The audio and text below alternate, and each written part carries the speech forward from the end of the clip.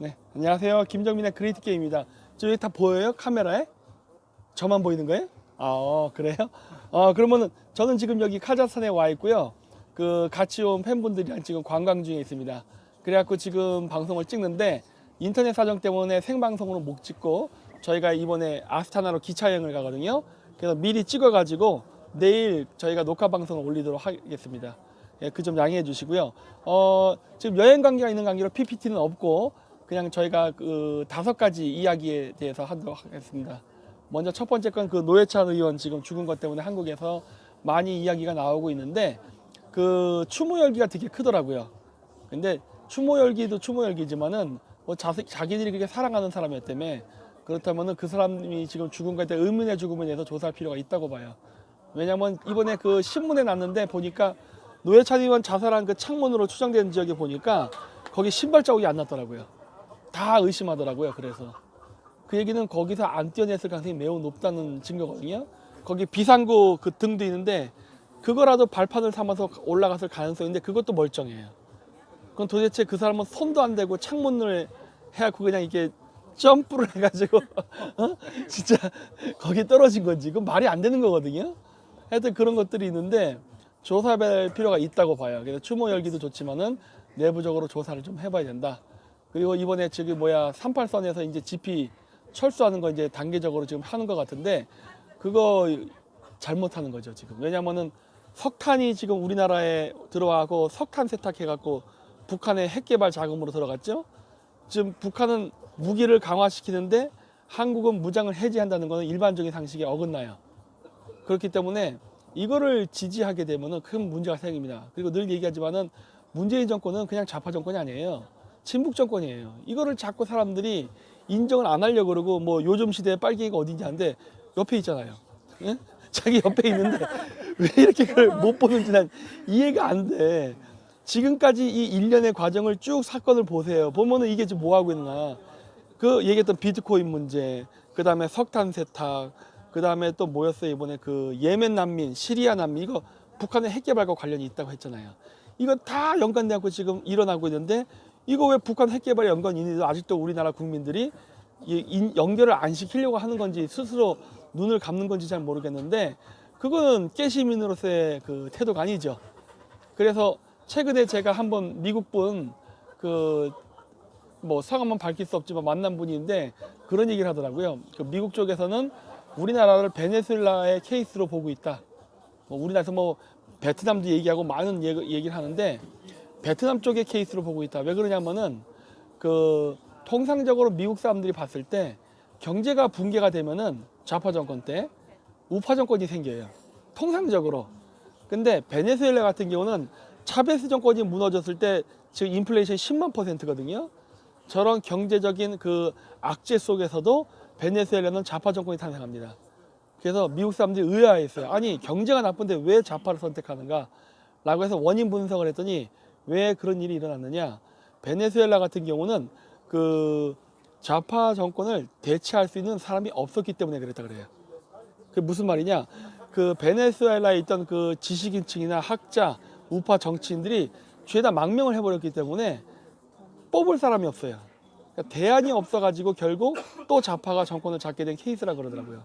그래서 그런 케이스를 보면서 지금 우리나라의 상황이 경제가 나빠짐에도 불구하고 문재인의 지지율이 계속 유지가 되고 하는 것은 베네수엘라 같은 케이스가 아닌가라고 이야기를 하길래 제가 아니라고 얘기를 했죠. 그러니까 미국의 싱크탱크가 그렇게 분석했다는 거예요. 근데 그거는 내가 봤을 때 절반은 맞고 절반은 틀려요. 그래서 제가 반박을 했죠. 그게 아니라 미국의 싱크탱크가 간과한 게 2가지가 있다. 뭐냐? 베네수엘라 같은 경우는 그 좌파 정권이 들어섰을 때 이민을 엘리트층이나 우파들이 많이 갔어요. 기업인들이. 근데 우리나라는요. 지금 작년에 이민자가 2만 명이에요. 근데 그 2만 명의 그 이민자 중에 우파 사람들이 별로 없어요. 잘 보세요. 연령이 40대층이에요.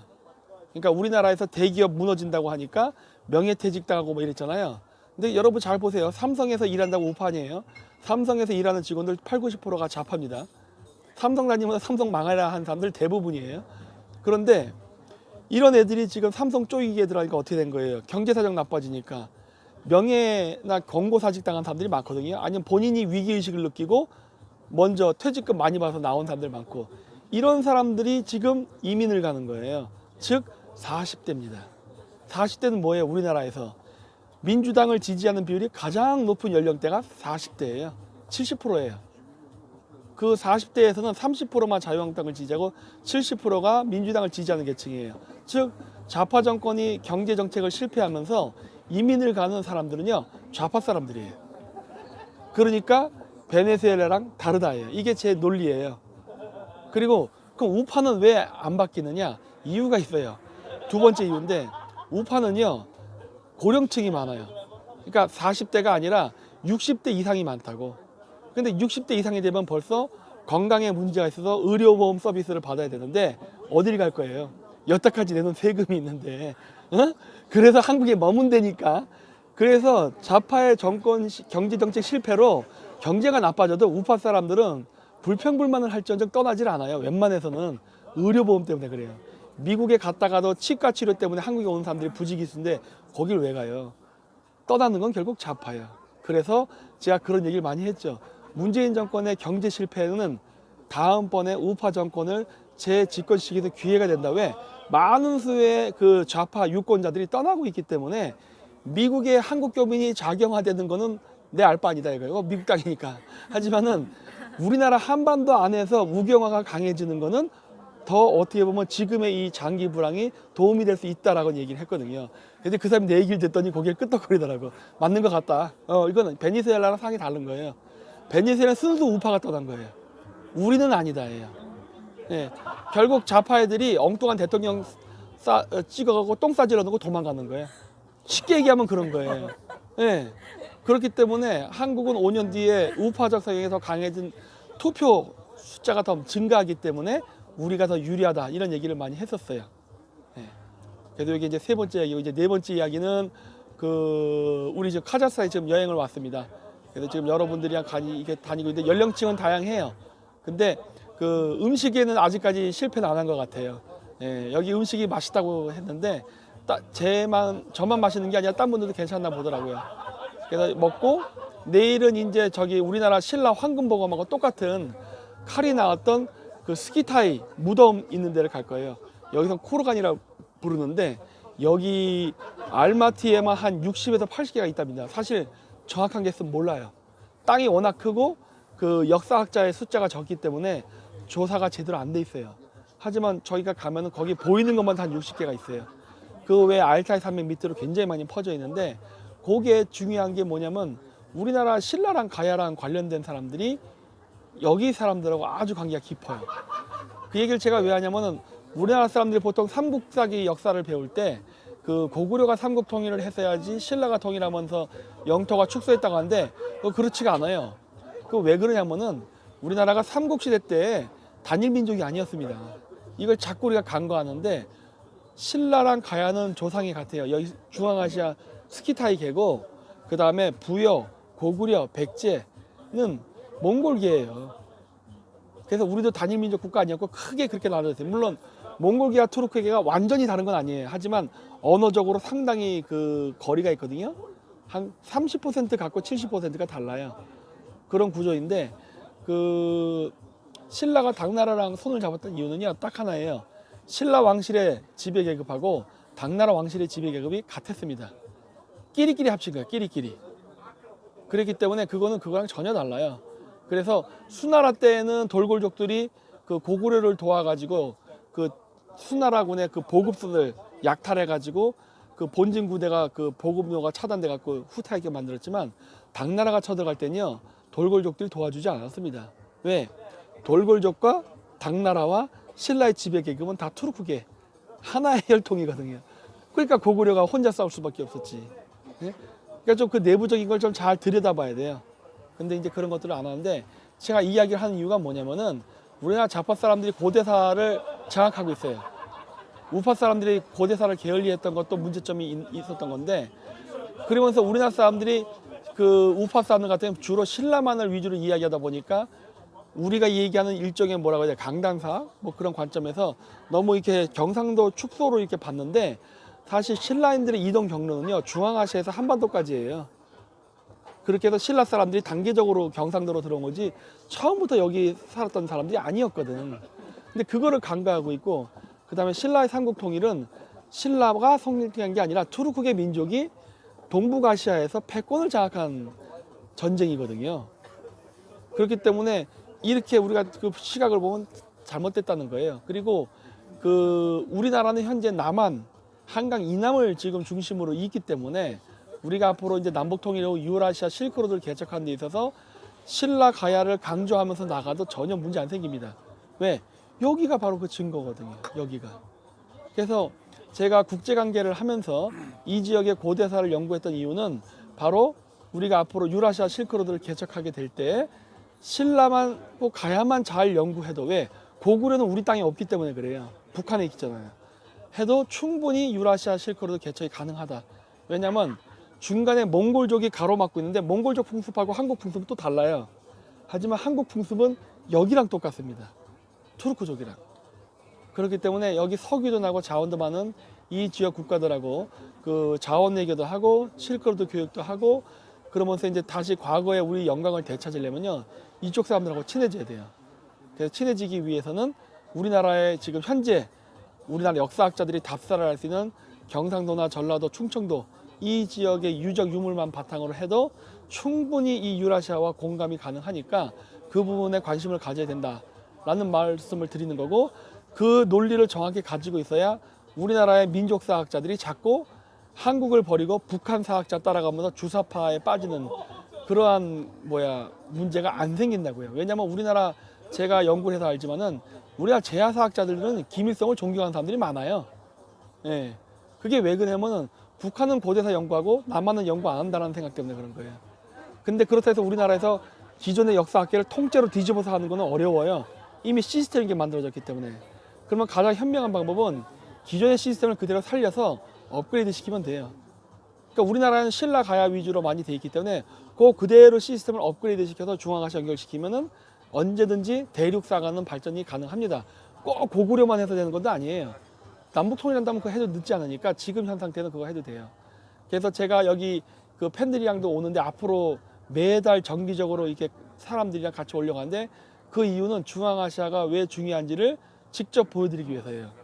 그러니까 여기 뭐 관광 오는 것도 중요하지만은 제가 여기 오는 목적은 그 자원외교라든가 앞으로 미래의 비전에 대한 것들이에요. 그러니까 사실 뭐 건물 보려면 우즈베키스탄이나 중국 가면 돼요.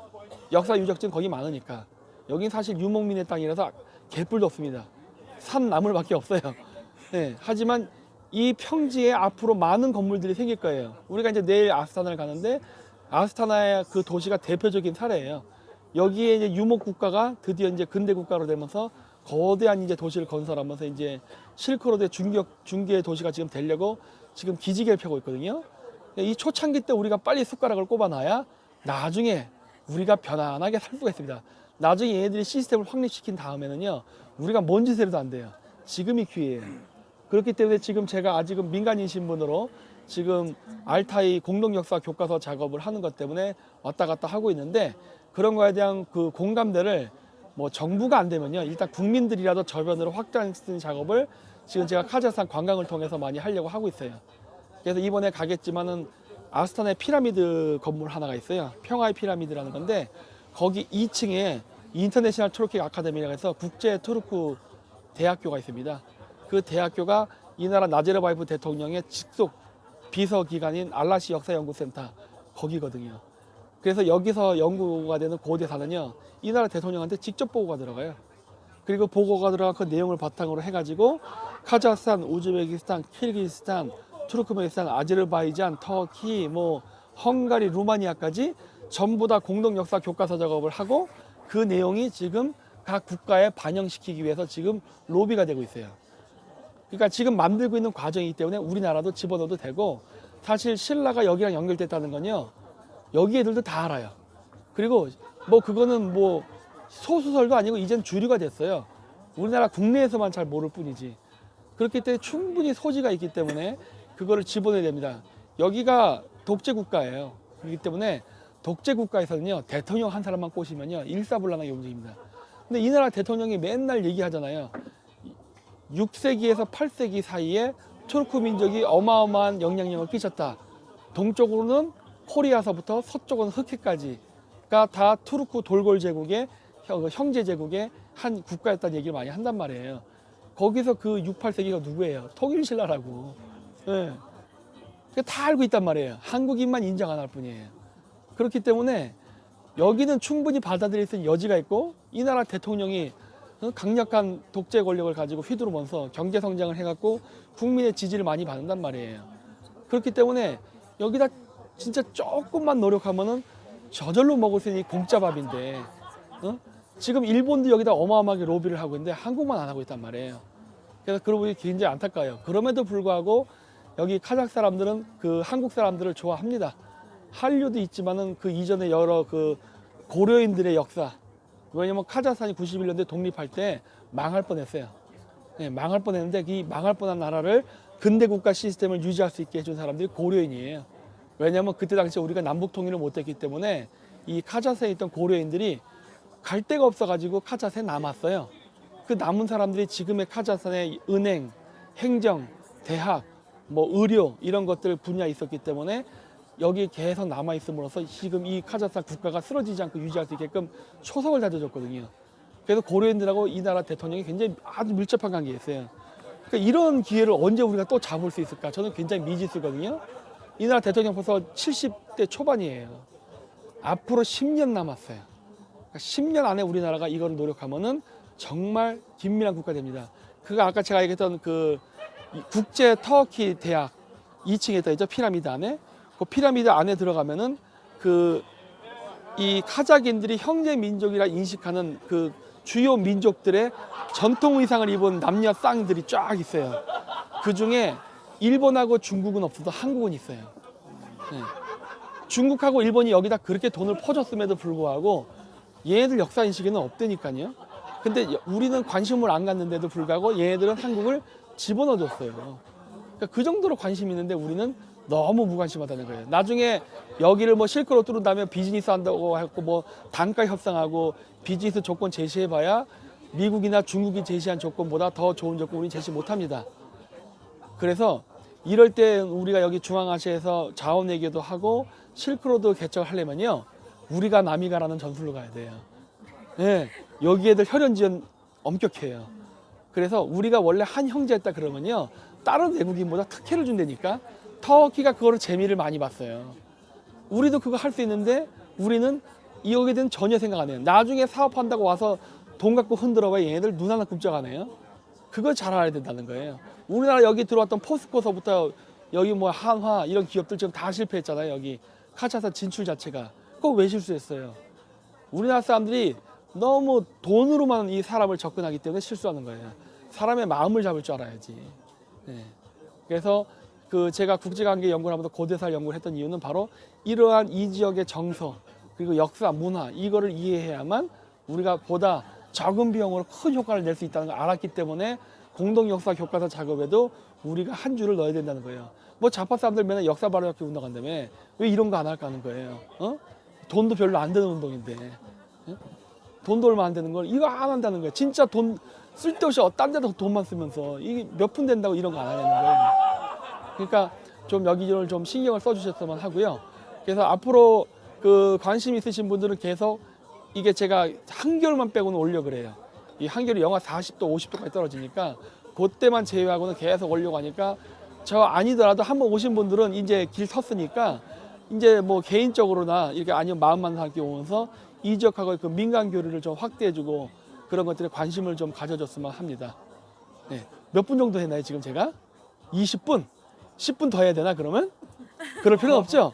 예, 그러면 지금 여기 술 먹다가 지금 멈췄어요 제 방송 때문에. 그래서 마저 또 술도 먹고 놀아야 되니까 오늘 방송은 이걸로 마치도록 하겠습니다. 수고하세요.